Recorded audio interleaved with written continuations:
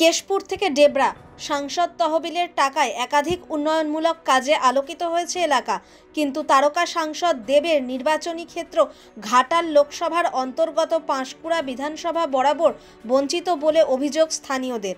কেন এই বিমাতৃসুলভ আচরণ, এ নিয়ে চর্চার মধ্যেই এবার উল্টো ছবি। সাংসদ দেবের উদ্যোগে দুটি রাস্তা পেতে চলেছে পূর্ব মেদিনীপুরের এই বিধানসভা এলাকা। বিজেপির দাবি, লোকসভা ভোটের নিরিখে এখানে তৃণমূল পিছিয়ে থাকায় এবার বাধ্য হয়ে পাঁশকুড়ার দিকে তাকাতে হচ্ছে সাংসদকে।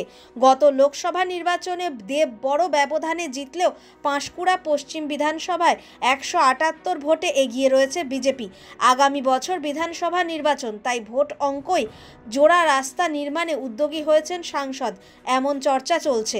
গত লোকসভা নির্বাচনের প্রচারের সময়ই অবশ্য খারাপ রাস্তায় একাধিকবার থমকে ছিল দেবের র্যালি।